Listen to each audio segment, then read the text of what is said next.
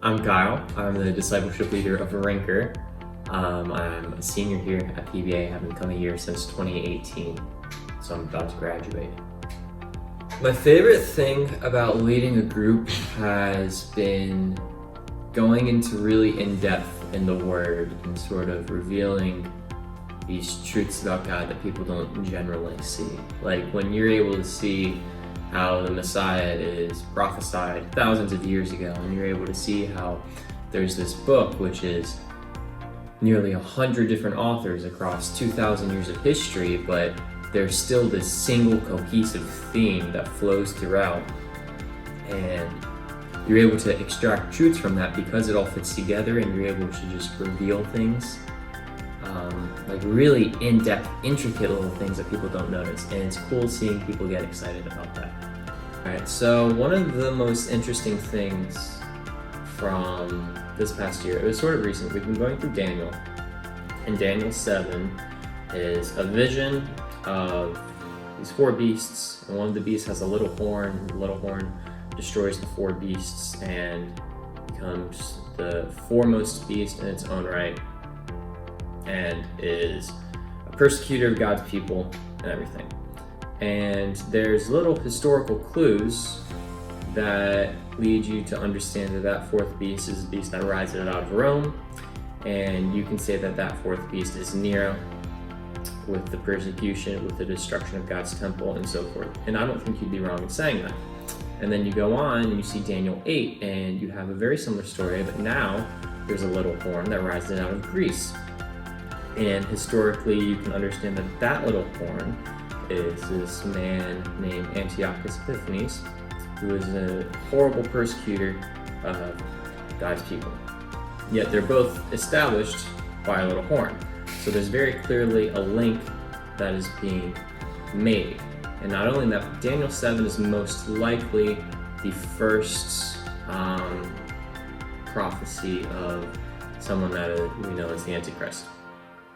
And so what Daniel 7 and Daniel 8 do is it establishes this theme that there's an Antichrist in every era. It's not just this one person, but within every nation, within every time period, there is going to be someone that we know as an Antichrist that is a persecutor of God's people, and that's something to be expected, rather than the common church notion that I think most people hold, which is that the Antichrist is just going to be one particular person at the end of the age. I don't think that is what Daniel puts forward. I think Daniel puts forward this understanding of we should always be expecting persecution of that sort. And so being able to reveal that to people, because that's not something that people normally hear, I think was good. You gotta be organized, because getting in depth in scripture takes time. It's time consuming. It's theology is a science, and you can't just go into it without the right preparation. And then also just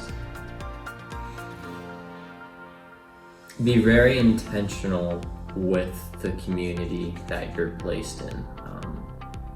People generally aren't going to look to you. You have to look to find them, and that's just how ministry is, and it's easy to understand that in your head, but you have to actually follow through and execute, and that's important.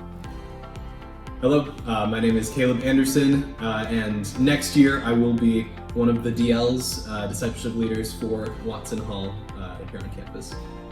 I'm really excited to just be able to speak into people's lives over in Watson. It's kind of a thing where Watson is a very new dorm on campus, and as such, it doesn't really have a very established culture yet.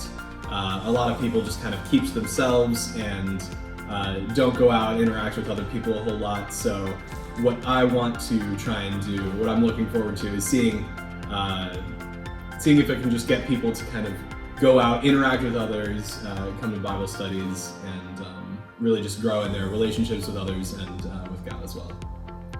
Yeah. I was in Kyle's Bible study. He's the current DL of Rinker this year, and I definitely learned a lot from being in that group and several others around this year. And but there are things that work and don't work when you're trying to lead a group like this, and so I definitely want to kind of take those experiences and apply them in different ways. Like something that I've seen that is a lot more effective when trying to coordinate group stuff like this is personal invitations and personal connections are a lot more effective than just kind of general put it out into the group chat or put it out, like put a poster on the wall.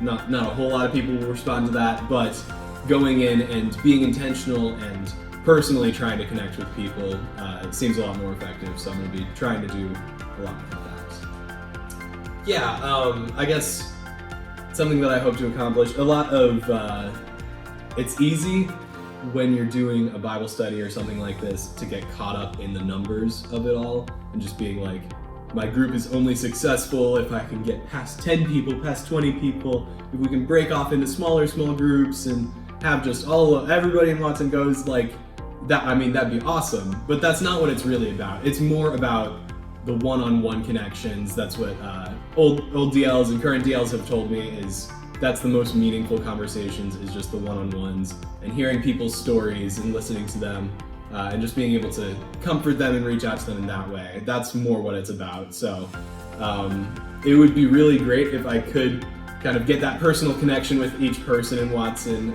next year, but I would be okay if I just made an impact in one person's life to bring them closer to Jesus.